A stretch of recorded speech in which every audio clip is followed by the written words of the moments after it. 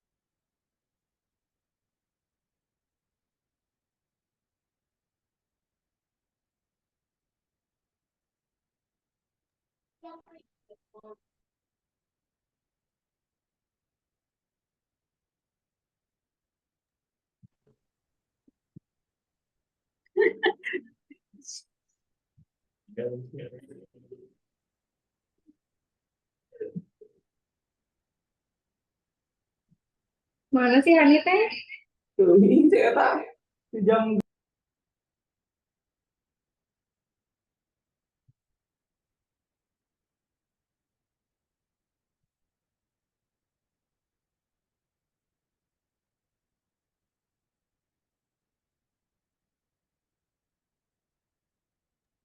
Ya, baik. Bagaimana? Sudah bergabung semua? Masih baru 91, 92?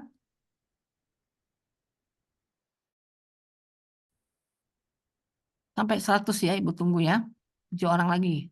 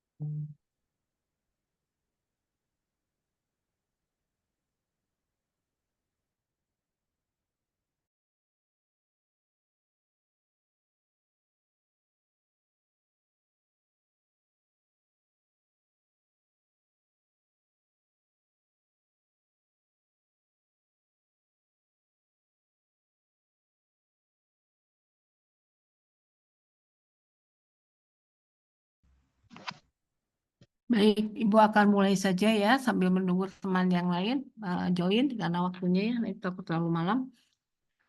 Jadi Ibu ulangi kembali, salah satu modulnya itu adalah K3, keselamatan kerja di laboratorium.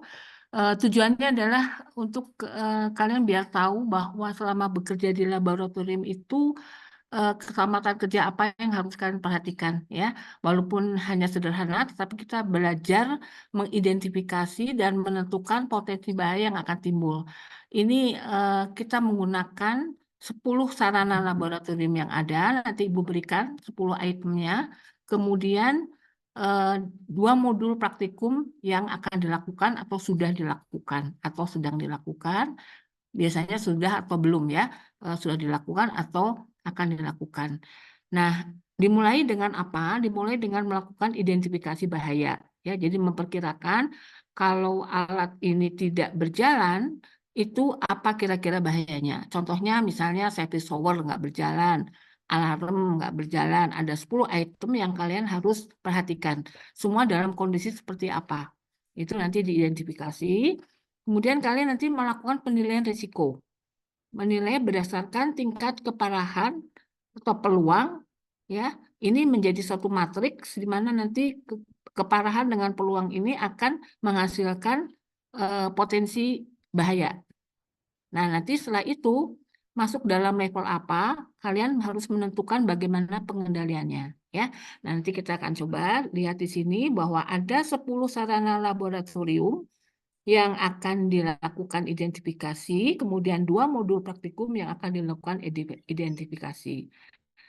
Nah, seperti contohnya di sini pada saat melakukan praktikum filtrasi, ya, ini dilakukan identifikasi bahaya apa yang mungkin timbul, misalnya kelistrikan, masalah air, ya, masalah zat kimia, kemudian APD, ya. Jadi banyak yang bisa diidentifikasi pada saat melakukan praktikum filtrasi.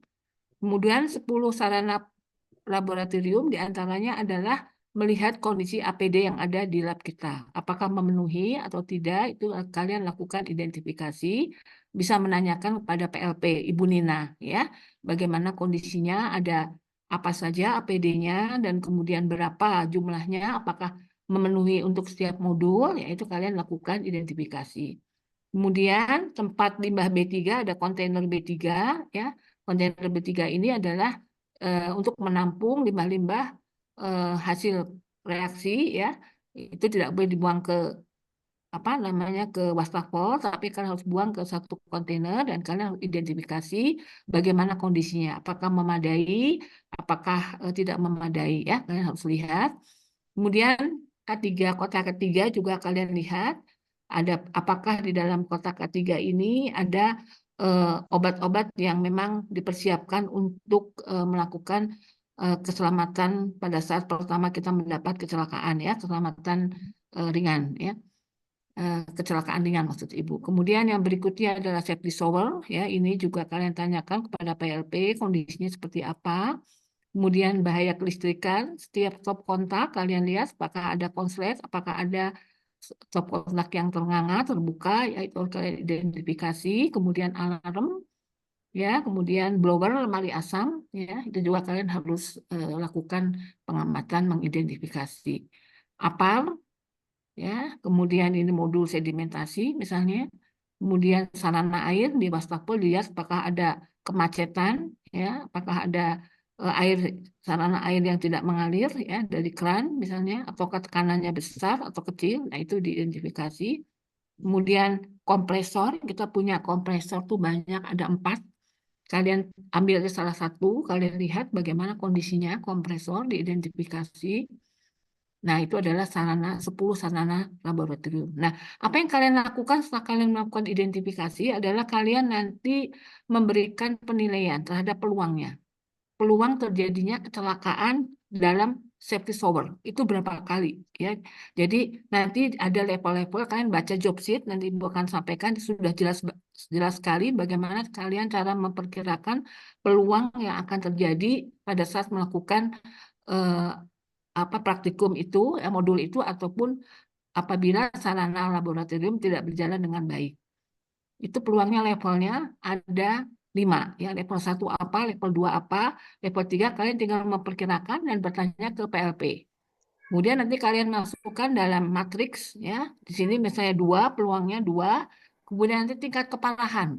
Tingkat keparahan juga ada di sini, ada 5 level, ya. Apakah kecil, apakah sedang, apakah berat, apakah besar, bisa menimbulkan bencana, itu kalian masukkan di dalam kolom ini. Nah, akhirnya nanti dari perkalian antara peluang dengan keparahan akan mendapat satu nilai tingkat risiko. Apakah L, apakah M, apakah low, apakah M, apakah E, ya. Kalau L itu low, ya, low, kecelakaannya rendah, kemudian medium, ya, ataukah high, ataukah lebih tinggi lagi, ya. Jadi ada dari rendah, sedang, tinggi, sangat tinggi, ya, ekstrim. Nah, ini nanti kalian perkirakan, kemudian setelah itu kalian memberikan penanggulangannya. Bagaimana supaya kondisinya kita tidak ekstrim, tapi kita kondisi yang baik. Itu kalian berikan pengendaliannya seperti apa. Nah, itu adalah untuk modul K3, ya. Kemudian yang berikutnya adalah modul filtrasi. Nah, Modul filtrasi ini adalah modul yang digunakan untuk kita akan menurunkan parameter padatan tersuspensi yang kita nyatakan dalam kekeruhan. Ya, dalam kekeruhan di mana kekeruhan air baku ini sudah kecil, sudah sangat halus sehingga akan kita saring dengan filter, unit filter, ya. Filter ini kita menggunakan media, nantinya akan ada media kerikil dan pasir kuarsa yang disusun sedemikian rupa dengan ketinggian tertentu, ya. Nah, kalian akan melakukan pengurangan kandungan kekeruhan dalam air baku setelah dilalui media filter ini. Setelah melalui media filter ini, kemudian kalian akan melihat berapa pengurangan kekeruhan air baku tersebut, ya.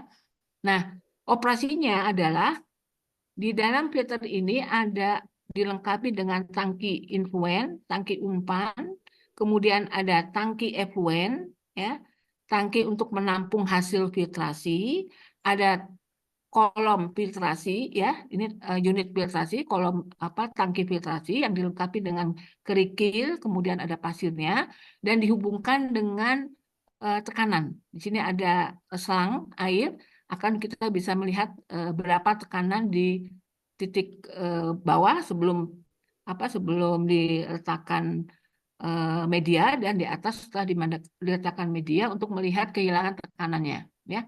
Jadi nanti pada saat kalian mau melakukan praktikum, tangki umpan ini diisi oleh air artificial. Jadi Ibu katakan di sini air bakunya adalah air artificial yang lebih air yang disebut dengan kaolin, ya. Kaolin berapa gram atau berapa miligram yang harus dicampurkan dengan air kran supaya menghasilkan kekeruhan air baku itu sekitar 100 atau di atas 100 sampai 100 lebih, ya. Nah, nanti setelah mendapatkan kekeruhan air baku 150 diumpankan ke tangki umpan di sini, ya. Kalian aduk dulu, ya, dengan air kran, kemudian kalian umpankan di tangki umpan dan secara kontinu akan dipompa menuju ke unit atau tangki filtrasi ini dari atas, ya. Jadi melewati ini kita lihat ada manometer. Manometernya saat ini sedang dibersihkan tadi, mudah-mudahan bisa dipakai. Kalau enggak kita menggunakan kalibrasi secara manual, ya. Nah, ini ada manometer. Jadi lewat manometer sini, kemudian setelah itu masuk ke dalam tangki filtrasi dengan spray, ya, dengan spray. Ini akan lewat tangki filtrasi dan keluar di sini hasil effluentnya adalah kekeruhan yang sudah berkurang, ya. Jadi kekeruhan awal, ada kekeruhan akhir. Di sini kalian ukur kekeruhan awal dengan turbidity berapa, kekeruhan akhir dengan turbidity. Nah, dalam operasi filtrasi ini dilakukan secara kontinu, kemudian akan melakukan variasi laju alir. Ya, laju alirnya akan divariasikan 2 saja karena waktunya hanya cukup 2, yaitu 1 LPM dan 2 LPM atau 1 GPM, ya, nanti kita lihat aja di manometer 1 GPM atau 2 GPM, ya. Antara ini nanti pembimbing akan menentukan, ya.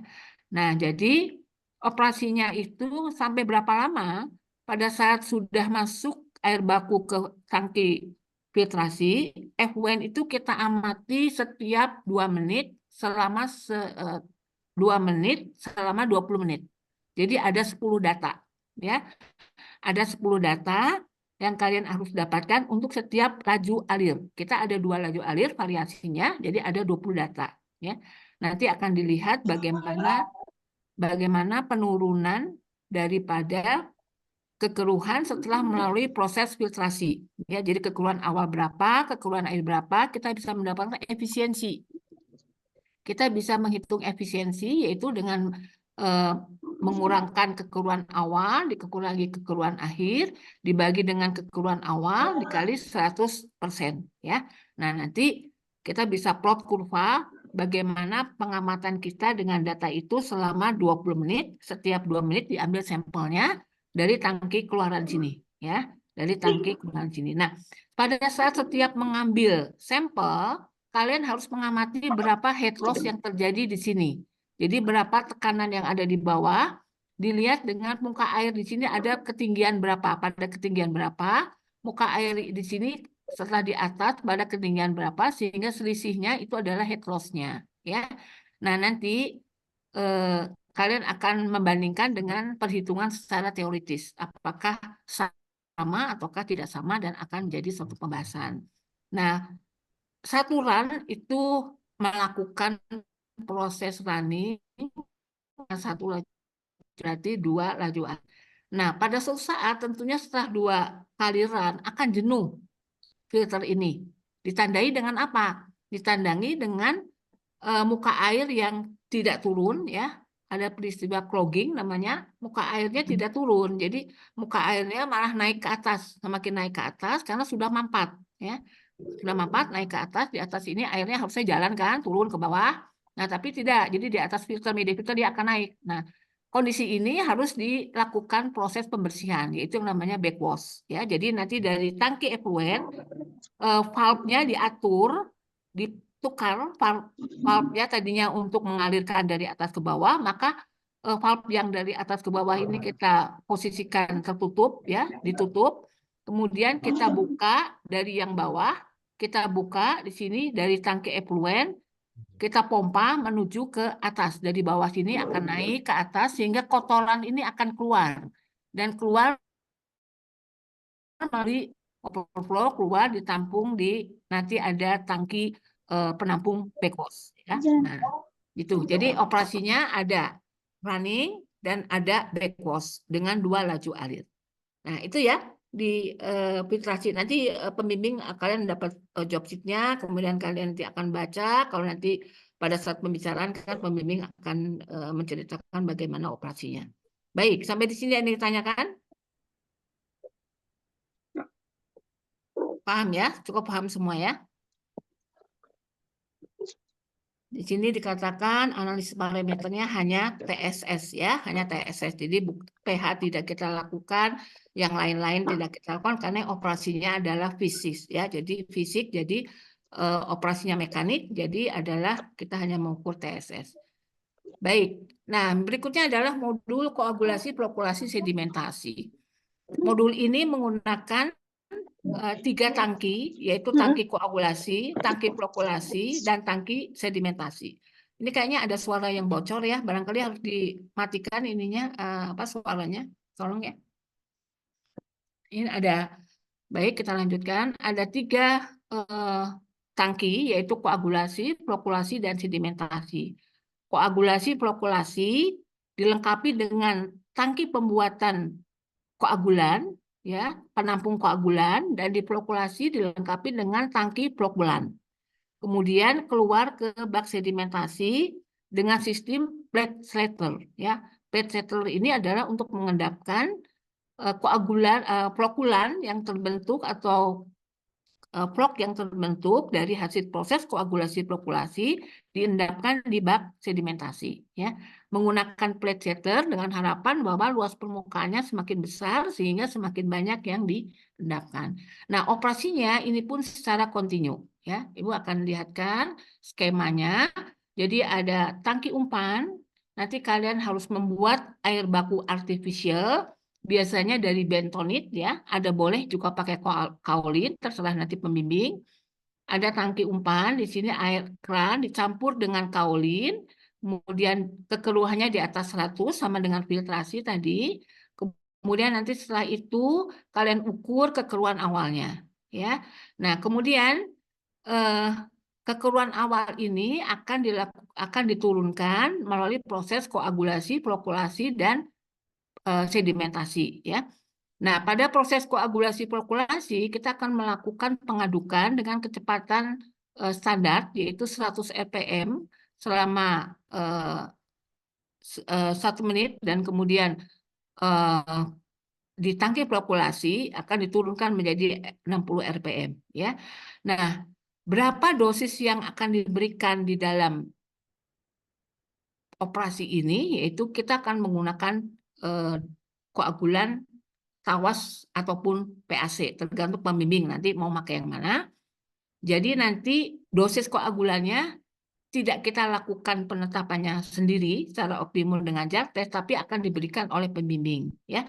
Jadi dosisnya berapa, koagulannya, flokulannya berapa. Nah, nanti dari dosis ini kalian tahu lajunya, laju air bakunya tahu, laju alirnya berapa, kemudian tahu dosis koagulan dan flokulan, kalian bisa menghitung berapa dosis pompa koagulan dan berapa dosis pompa flokulan. Bukan dosis, laju alir pompa koagulan dan berapa laju alir pompa flokulan dengan kondisi dosis optimum yang sudah diberikan dan laju alir dari pompa yang ada, ya. Jadi nanti kalian harus menghitung. Jadi laju alirnya itu berapa, umpan air bakunya, kemudian dosisnya berapa. Dosis ini dibuat dari koagulan dengan konsentrasi berapa, ya, berapa persen, misalnya terkonsentrat berapa persen. Nanti kalian hitung, ya, sehingga kalian bisa menetapkan berapa laju dosis koagulan yang harus ditambahkan. Nanti disetting di pompanya untuk mengalirkan dosis koagulan atau flokulan ke tangki koagulasi dan flokulasi, ya. Nah, di sini pada saat mengoperasikan nanti ada penunjukan berapa RPM-nya, ya, berapa RPM di RPM, RPM berapa waktunya, ya. Ada di situ alatnya. Setelah itu nanti dia akan masuk ke bak sedimentasi. Nah, selama di bak sedimentasi terjadi pengendapan, ya, dari vlog-vlog yang terbentuk akibat proses koagulasi flokulasi dan kemudian keluar menjadi efluen, yaitu kekeruan akhir. Jadi kalian nanti mengukur di kekeruan awal dan di kekeruan akhir berapa penurunan kekeruhannya. Nanti bisa dihitung efisiensinya seperti yang tadi Ibu sampaikan. Jadi kekeruan awal dikurangin kekeruan akhir dibagi kekeruan awal kali 100%, ya. Nah, ini apa yang akan dilakukan selama proses praktikum koagulasi, flokulasi, sedimentasi, ya. Nah, nanti kalau ada waktu, Ibu nggak tahu, ya, tergantung pembimbing nanti, apakah akan dilakukan dengan satu laju alir, ataukah akan dilakukan dengan 2 laju alir, ataukah akan satu laju alir dengan 2 variasi koagulan, itu diserahkan kepada pembimbing, ya. Nanti ditanyakan kepada pembimbing masing-masing akan apa runningnya, ya. Nah, ini adalah tentang koagulasi dan flokulasi. Jadi satu kali lagi alirannya secara kontinu, air bakunya adalah air artifisial. Baik, sampai di sini ada yang ingin tanyakan?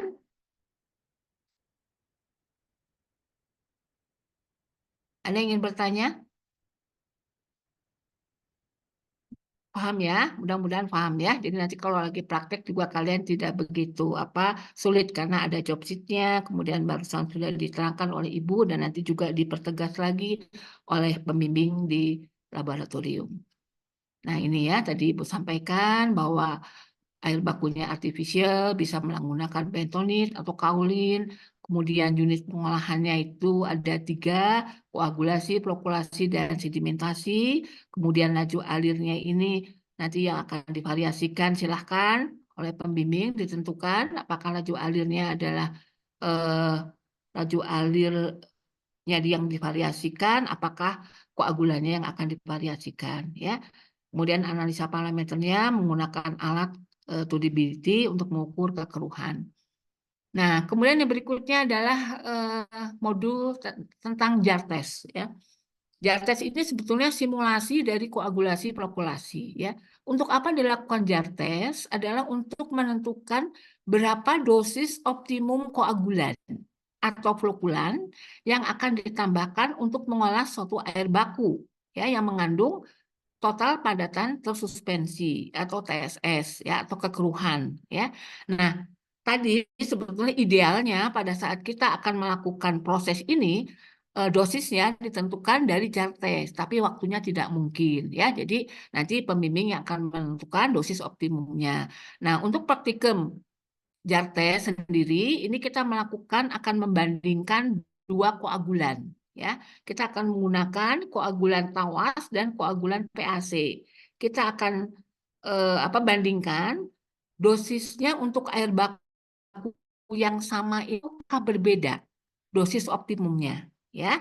Apakah berbeda? Nah, ini akan dilakukan di jar tes, ya. Jadi, apa air bakunya? Air bakunya itu biasanya adalah air baku dari laundry, ya. Kalian bisa mengambil dari limbah laundry, minta ya, kan di Ciwaruga banyak tuh. Nah, kalian nanti bisa lakukan proses jar tes. Bagaimana proses jar tes ini adalah kita melakukan proses pengadukan dengan kecepatan 100 rpm, dikoagulasi selama 1 menit, kemudian diplokulasi, diturunkan menjadi 60, ini salah ya, 60, nah selama 10 menit. Nah, kemudian bagaimana caranya adalah kalian melakukan variasi dosis dulu. Karena di dalam alat jar tes ini ada 6 gelas beker yang punya volume 1000 ml. Tapi kita hanya menggunakan 800 supaya tidak tumpah, ya. Jadi air baku kita masukkan ke sini sebanyak 800 ml, yaitu air baku asli kalau ini ya, dari limbah laundry misalnya. Kemudian masukkan ke sini, kita menentukan misalnya dosisnya, variasinya 100, 150, 200, 250, 350 ppm. Nanti pembimbing akan menentukan, ya. Nah, dari variasi ini bagaimana kita bisa menghitung bahwa ini adalah dosis 100, ini dosis 200. Kalian harus menghitung, ya, berapa konsentrasi dari tawas yang dibuat oleh Bu Nina, ya, dalam larutan, ya, berapa konsentratnya, berapa persen, kemudian berapa tawas ataupun PAC. Setelah itu kalian hitung, kalau ingin dosisnya itu sebesar 100 ppm, 100 mg per liter dengan volume 800, itu berapa mili yang harus kalian tambahkan, ya. Nah, nanti kalau sudah tahu, kalian masukkan ke dalam tabung reaksi. Di sini ada 8 tabung reaksi, ada 6 maksud Ibu. Ada 6 tabung reaksi diisi dengan masing-masing dengan dosis yang berbeda tadi. Nah, kemudian kalian tumpahkan bersamaan, harus bersamaan ya, tumpahkan bersamaan ke dalam beker gelas, kemudian lakukan proses koagulasi flokkulasi simulasi ini dengan kecepatan 100 diatur, kemudian waktunya 1 menit. Setelah 1 menit akan terbentuk flok, ya, terbentuk flok pengikatan antara koagulan dengan air baku yang mengandung padatan tersuspensi. Nanti akan terbentuk flok-flok kecil dan airnya mulai agak jernih, ya. Nah, setelah 1 menit, kemudian nanti tambahkan flokulan, ya. Nah, tambahkan flokulan, nanti kalian akan lakukan dengan cara yang sama, nanti diturunkan, ya. Nah, kemudian nanti akan didapatkan juga flok-flok yang lebih baik lagi, ya. Nah, koagulan dan flokulan ini akan memberikan kejernihan daripada air limbah yang sudah kita lakukan proses koagulasi, flokkulasi, simulasi atau jar tes, ya. Nah, di sini apa yang kalian akan dapatkan? Yang kalian akan dapatkan itu adalah dosis optimum, ya. Nah, dosis optimum itu kapan kita tentukan adalah nanti setiap dari sesudah melakukan proses koagulasi, flokkulasi selama tadi ya ada yang 10 menit, kemudian 1 menit, kemudian ini ditumpahkan ke kerucut Inhofe yang sebelah kanan ini ya. Kerucut Inhofe kita tuangkan, kemudian kita diamkan setengah jam, kita amati berapa volume dari flok yang ada. Nah, volume ini Inhofe count ini sudah bentuknya volume, jadi kita tinggal baca, tidak usah menghitung bentuk ini kalikan ini luasnya sekian, nggak usah ya. Jadi ini harus sudah dibaca sekian, misalnya 10 mili atau 100 mili atau apa, kita tinggal. Nah, kemudian nanti kita bikin kurva antara kekeruhan dengan dosis ya yang kalian variasikan tadi. Nah, bagaimana kurvanya? Misalnya ini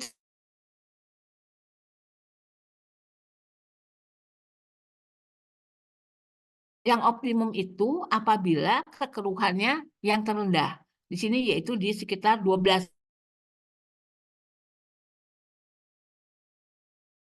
Karena kekeruhannya yang terendah. Bagus lagi kalau kita juga mengamati volume flok. Pada saat dosisnya katakanlah dosisnya 4 ppm misalnya ya, kita mendapatkan kekeruhannya berapa, kemudian kekeruhan ini kita ukur dari sisanya ya, sisa kekeruhan. Jadi bukan yang di lumpurnya, tetapi di atasnya yang jernih kita ukur. Nah, sisanya yang ini kita amati berapa volumenya. Volume ini nanti diplot. Nah, di sini tambahkan kurvanya. Kurvanya akan terbalik, jadi ya, kurvanya akan naik dan kemudian turun. Nanti pertemuan antara titik yang tertinggi, volume yang tertinggi dengan kekeruhan yang terendah itu adalah dosis. Itu kalau lebih detail lagi ya, dengan seperti ini juga sudah bisa kita tentukan. Nah, kemudian kalau memang ada waktu, eh,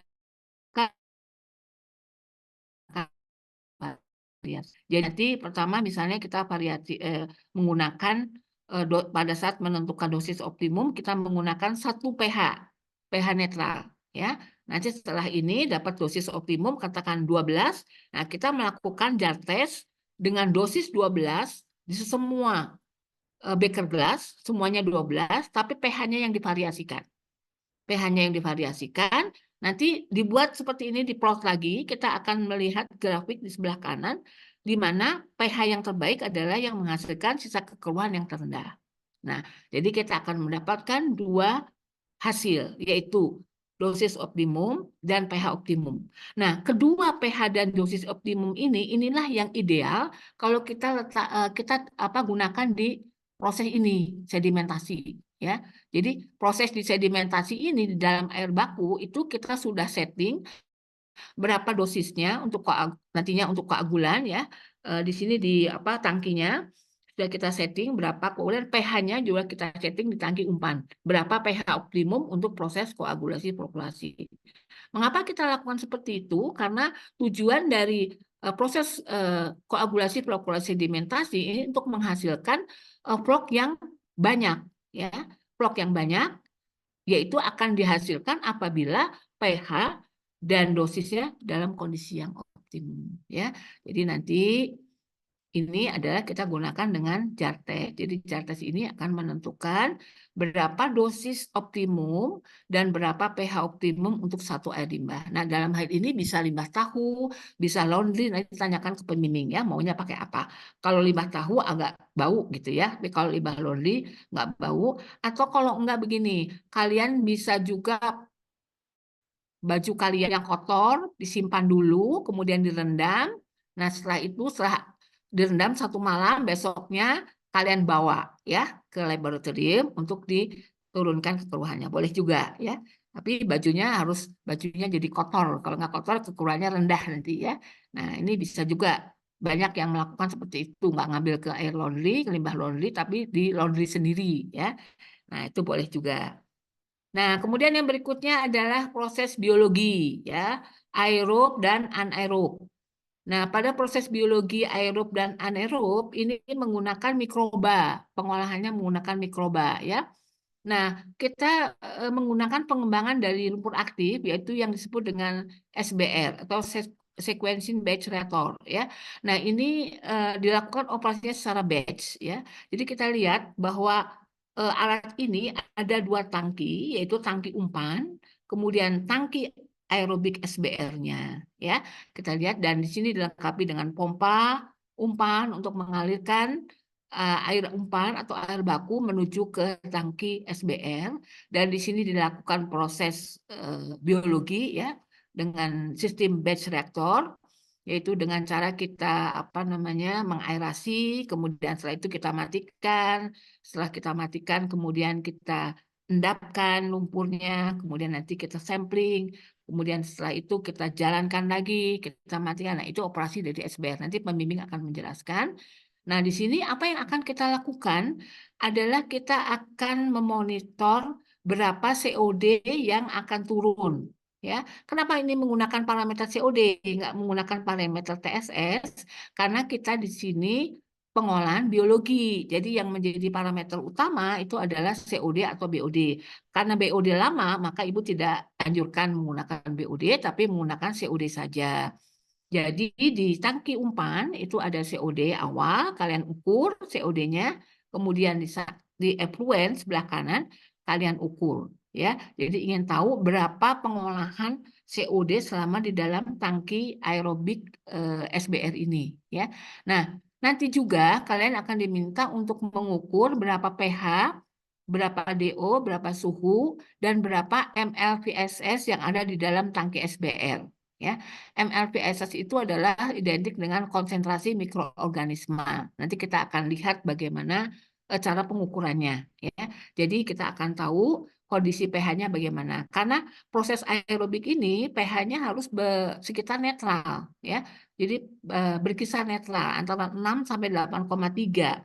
Jadi kalau di bawah itu kita harus naikkan, kalau di atas kita harus turunkan ya dengan kapur atau dengan menambahkan basa ya. Jadi eh, ini akan kita lakukan supaya pH-nya netral. Kenapa? Karena pH suhu DO disop oksigen ini dibutuhkan oleh mikroorganisme yang ada di dalam SBR ya.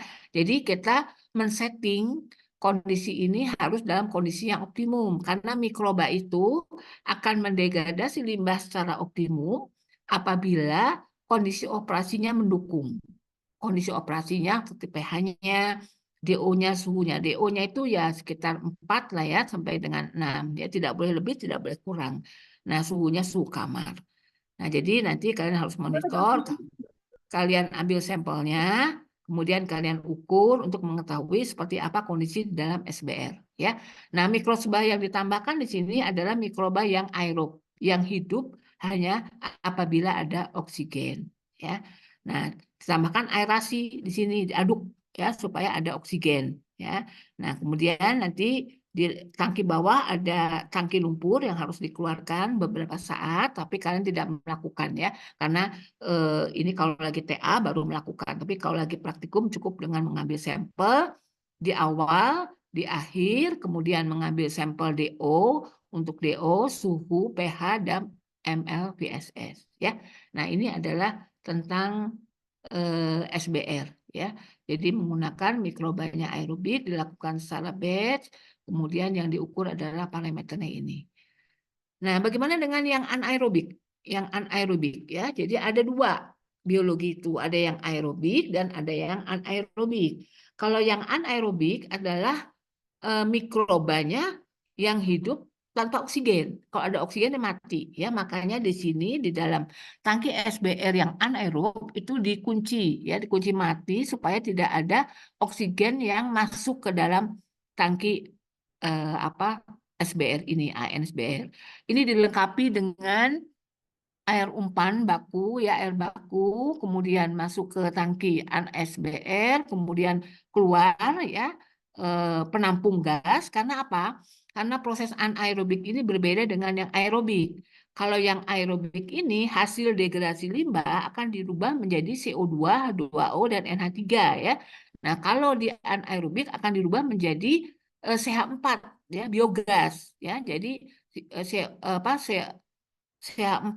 CO2, H2S ini akan terbentuk selama proses anaerob dan ditampung di sini. Nanti akan terlihat ada skala-skala yang ditunjukkan dalam satu tabung. Nanti kalau ada gasnya sudah terbentuk, dia akan naik ke atas. Kita amati berapa kenaikannya setiap hari. Nah, itu adalah anaerob ya. Jadi tangki umpannya adalah eh, kita kita buat tangki umpannya, kemudian dialirkan menuju ANSBR, kemudian nanti ada hasilnya adalah gas ya.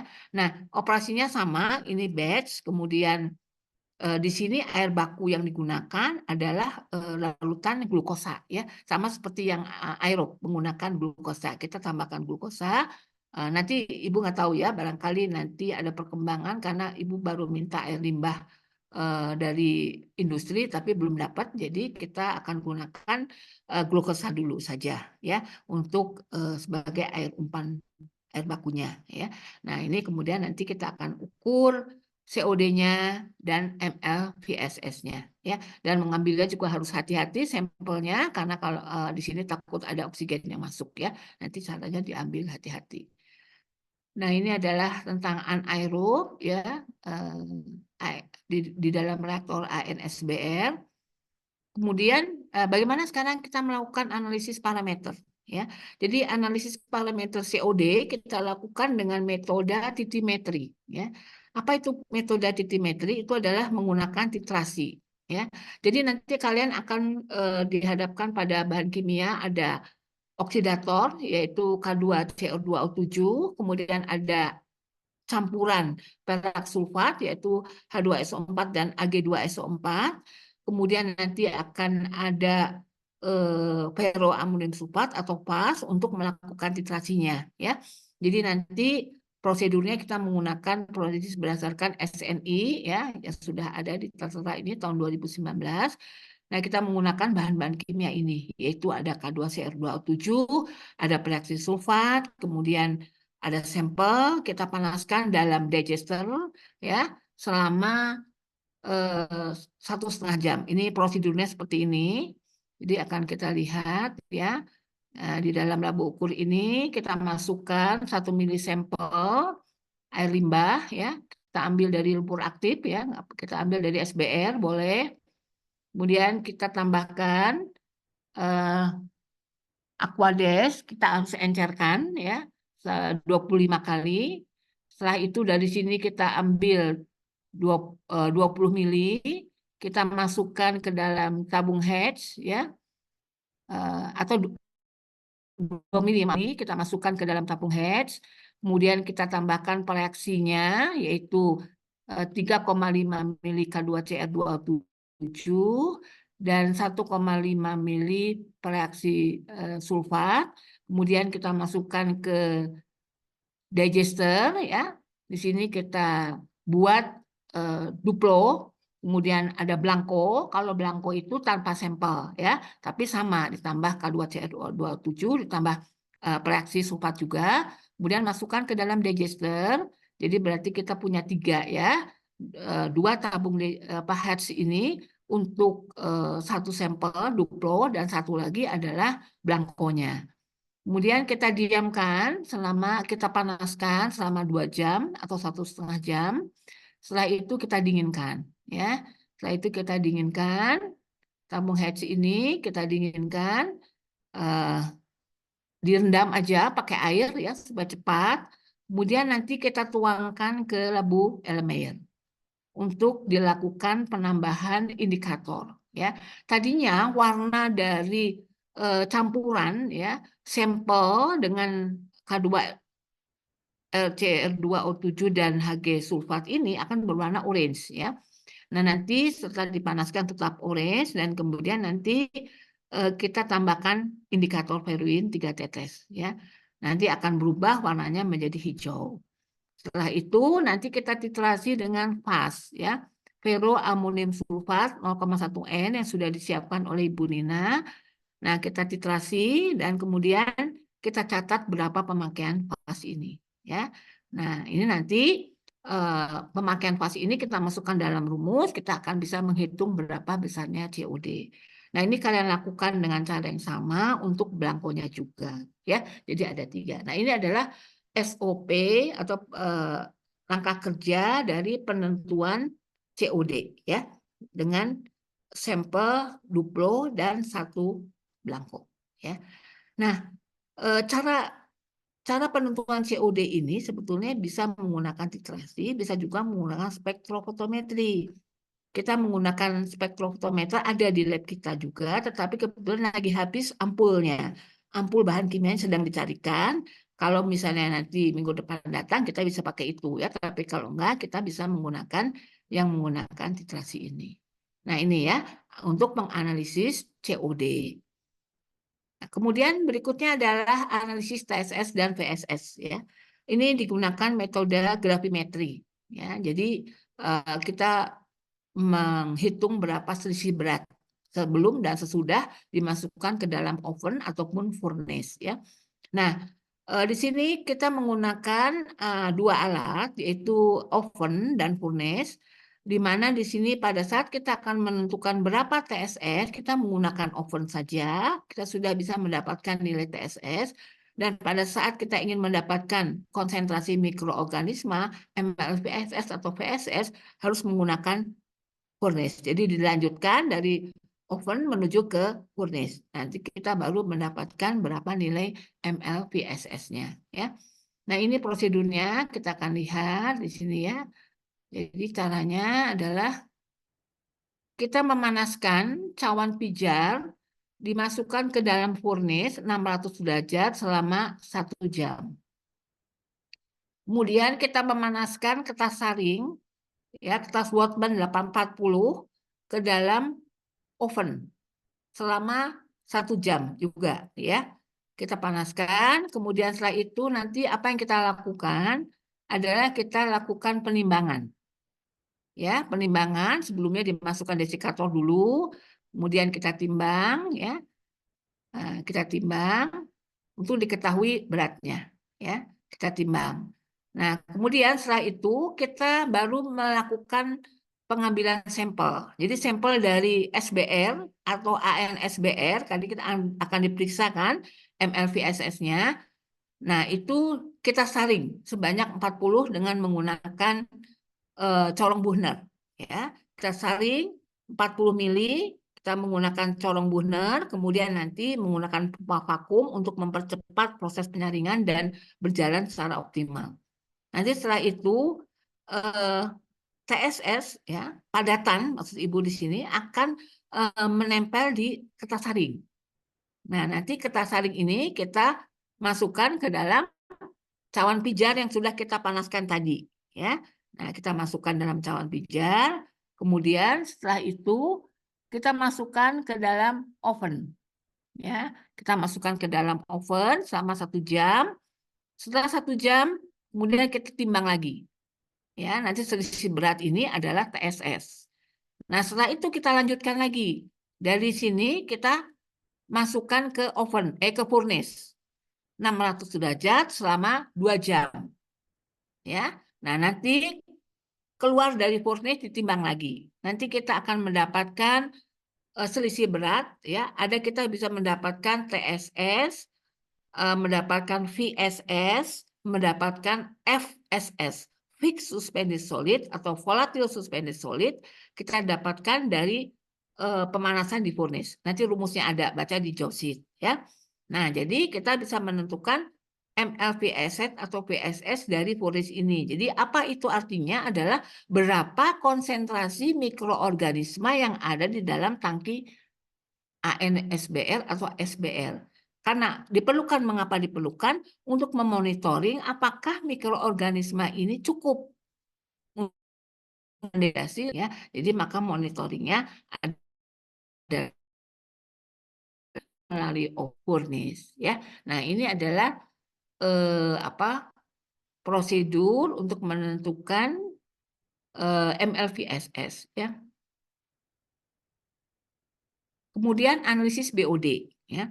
Analisis BOD ini kita menggunakan metode Winkler atau titrasi, ya.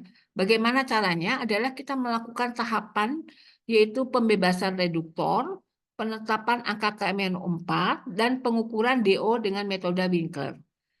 Nanti pembebasan reduktor itu terhadap Erlenmeyer yang akan digunakan. Kalian ada prosedurnya, tinggal membaca, dipanaskan, tambahkan asam oksalat dan sebagainya. Setelah itu kalian gunakan untuk menetapkan angka KMNO4, ya. Setelah dapat angka KMNO4, nanti kalian bisa menentukan berapa sampel yang harus ditambahkan dalam botol BOD dan berapa pengencer yang harus ditambahkan dalam botol BOD. Baru setelah itu dianalisis dengan metode Winkler, ya. Nah, Ibu akan lihat di sini, ya. Tadi prosedur untuk pembebasan reduktor Ibu nggak jelaskan di sini, nanti baca job sheet sendiri, ya. Ini ada pembuatan larutan pengencer. Jadi dalam botol BOD itu ada sampel ditambah dengan larutan pengencer, ya. Sampelnya ya ambil dari lumpur aktif. Berapa jumlahnya nanti kita akan lihat berapa yang harus dimasukkan di dalam botol BOD, ya. Nah, ini larutan pengencer ini terdiri dari larutan buffer, larutan CaCl2, MgSO4, FeCl3, dan mikroba. Semua ini ada di lab. Kalau kita membuat 1 liter, kita menggunakan 1 mili. Jadi untuk 1 liter itu kita gunakan 1 mili. Sehingga kalau kita menggunakan 2 liter, membuat 2 liter larutan pengencer, kita harus menambahkannya 2 mili. Ya. Nah, kemudian nanti diaerasi selama 30 menit, ya, menggunakan aerator atau kompresor. Diaerasi tujuannya apa? Tujuannya untuk memberikan oksigen, ya, karena tadi kan BOD itu kan adalah degradasi mikroorganisme dengan bantuan oksigen. oksigennya harus ada ya. Kalau nggak ada oksigen, siapa yang akan apa namanya mikrobra tidak akan berdegradasi. Jadi harus ada oksigen. Nah, oksigennya kita tambahkan dengan aerator selama setengah jam dan usahakan DO yang ada itu sampai dengan 6 mg per liter ya. Nah, kemudian nanti larutan pengencer ini sudah diaerasi, baru digunakan untuk dimasukkan ke botol BOD ya. Nah, tadi pada saat kita di sini pembebasan reduktor, kemudian kita melakukan penetapan angka KM-4 terhadap sampel air limbah yang akan digunakan. Sampelnya tadi Ibu bilang bisa dari SBR, bisa juga kalian bawa sendiri dari pabrik tahu, boleh juga. Itu dibawa berapa angka KM-4-nya ya. Nah, setelah itu mendapatkan angka KM-4, baru kalian menentukan berapa pengenceran yang harus kalian lakukan ya. Nah, di sini kenapa? Karena angka KM-4 ini sangat menentukan range atau rentang dari pengenceran yang akan kita ambil. Misalnya, angka KM-4 yang kalian dapatkan sesuai dengan prosedur itu di antara 1 sampai 100 mg per liter, maka kalian menggunakan pengenceran 3 kali. Dan apabila di rentang 101 sampai dengan 300, maka kalian melakukan dengan pengenceran 5 kali. Dan apabila 301 sampai 500, kalian melakukan pengenceran 7 kali. Nah, kemudian bagaimana contohnya? Jika kita mendapatkan misalnya contohnya kita setelah melakukan tahapan penentuan angka KM-4 terhadap limbah, itu 100 mg per liter. Berapa sampel yang kita tambahkan? Berapa pengencer yang kita tambahkan ke dalam botol BOD? Caranya adalah seperti di bawah ini. Jadi pengenceran 100 dibagi karena pengenceran satu itu rentangnya 1 sampai 100, kita punya 100, jadi kita pakai 3. Jadi 100 dibagi 3 adalah 35. Nah, dari 35 ini satu bagian sampel ditambah dengan 34 bagian pengencer.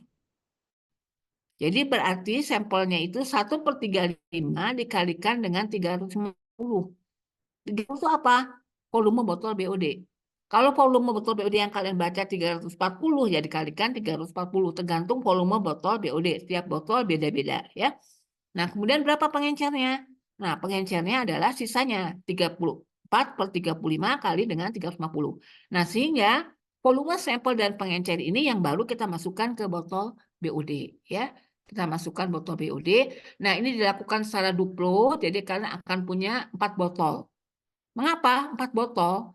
Karena 2 botol untuk menguji DO0-nya, oksigen 0-nya berapa, dan yang 2 botol lagi diinkubasi di dalam inkubator selama 5 hari dalam temperatur 20 derajat Celcius ya. Tujuannya adalah untuk memberi kesempatan kepada mikroba menguraikan zat organik atau limbah yang ada di dalam botol BOD. Jadi disimpan. Awalnya ingin tahu berapa DO-nya, setelah di dalam inkubator BOD berapa turunnya ya DO-nya. Nanti perhitungan itu masuk ke dalam rumus. Nah, jadi kalian pada saat melakukan BOD itu menggunakan 6 botol. 4 botol itu untuk DO02, untuk DO5 2 karena duplo. Kemudian untuk blanko 2, 1 DO0, 1 DO5. Jadi ada 6 botol ya. Jadi pada saat nanti kalian dari 6 botol ini diisi dengan ini. Diisi dengan volume sampel sebanyak 10 mili ya kalau dihitung. Kemudian pengencernya berapa kalian hitung ini. Kemudian masukkan ke botol BOD 6-6-nya. Dimasukkan kondisi ini sama 6-6-nya dimasukkan. Dan nanti yang 3 kalian simpan di inkubator BOD, ditunggu nanti 5 hari lagi baru diukur. Yang 3 itu dilakukan pengukuran di waktu itu. Yaitu berapa DO0-nya ya. Nah, jadi pengukurannya berarti kalian praktikumnya itu minggu depannya harus mengukur lagi ya DO5-nya berapa. Ya, nah kita lakukan dengan metode Winkler. Jadi nanti ada caranya kalian ikuti prosedurnya. Nah, ini Ibu gambarkan prosedurnya ya. Jadi dari larutan pengencer nanti kalian hitung tadi berdasarkan angka KMNO4 ya. Kalian dapat angka KMNO4 kan? Nah, nanti kalian hitung berapa sampel yang harus ditambahkan ke dalam labu ukur ya, dengan pengencer yang nanti akan dimasukkan ke botol BOD. Botol BOD-nya ini ada 6 tadi ya. Nah, ini contohkan Ibu hanya satu aja. Satu untuk DO0 dan satu lagi untuk DO5. Nah, nanti yang DO0 ini kita lakukan pengukuran DO, sedangkan yang DO5 kita masukkan ke inkubator BOD 20 derajat Celcius selama 5 hari. Ya. Nanti setelah keluar dari 5 hari, ya kita ukur lagi berapa DO-nya, DO5-nya. Ya. Nah, cara pengukuran DO, kita menggunakan metode Menger, kita menggunakan reaksi oksigen, kita menggunakan asam sulfat, ya, kemudian menggunakan indikator amonium, menggunakan reaksi titrannya itu adalah natrium sulfat, ya. Nah, kita lakukan terhadap botol BOD yang 0 tadi, kita tambahkan reaksi-reaksi kita baca nanti di prosedur, kemudian nanti tambahkan amilum, kemudian dengan menggunakan natrium sulfat kita bisa menghitung berapa volume titran yang digunakan.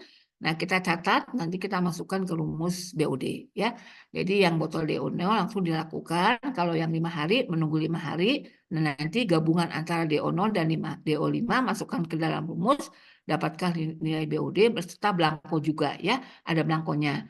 Belangkonya apa? Ya, belangkonya hanya larutan pengencer saja. Ya, hanya larutan pengencer, masukkan ke dalam inkubator BOD tanpa kita tambahkan sampel. Nah, ini adalah prosedur analisis BOD seperti ini, ya.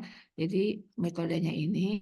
Nah, ini ada reverse osmosis. Jadi ini adalah alat yang tersedia itu untuk melakukan pemurnian dari air, ya. Biasanya sebelumnya ini dipakai untuk air bersih, ya, atau kalau di limbah air hasil olahan dari IPA kemudian di recycle untuk air proses kita menggunakan RO, ya. Kalau di sini nanti kita melakukan operasi secara kontinu, kita mengambil air bakunya dari air keran, ya. Nanti kita alirkan dalam waktu tertentu, setiap berapa menit sekali kita ambil sampelnya, kita lihat berapa DHL-nya, yaitu kita ukur TDS di awal dan TDS di akhir selama pengamatan misalnya setengah jam atau 1 jam setiap 20 menit sekali atau 10 menit sekali, nanti tergantung pembimbing yang akan memberikan berapa penurunan dari TDS, ya. Nah, itu nanti digambarkan dengan kurva. Nah, nanti tergantung pembimbing apakah laju alirnya divariasikan ataukah apa yang akan divariasikan, itu diserahkan kepada pembimbing. Jadi kalian mengukur TDS awal dan TDS akhir dengan DHL, ya, alat DHL, daya hantar listrik konduktor, ya. Nah, sudah jadi 8 modul yang akan kalian lakukan di dalam laboratorium PLI. Nah, silahkan, apakah ada yang ingin ditanyakan atau sudah dianggap paham? Silakan ya, Ibu beri kesempatan untuk bertanya dari 8 modul yang akan kalian lakukan di laboratorium. Ibu izin bertanya, Ya, silakan.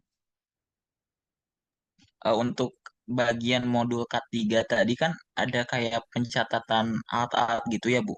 Ya, betul. Nah, di industri yang kita magang itu ada kayak semacam HAZOPS.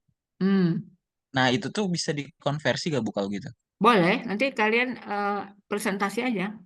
Oke. Ya, ke Ibu nanti BA Ibu, nanti Ibu akan lihat nanti bagaimana selanjutnya, ya. Jadi kalau sudah dikonversi nggak usah praktikum. Baik, Ibu. Terima Ya, kasih banyak. ya, sama-sama. Yang lain, silakan.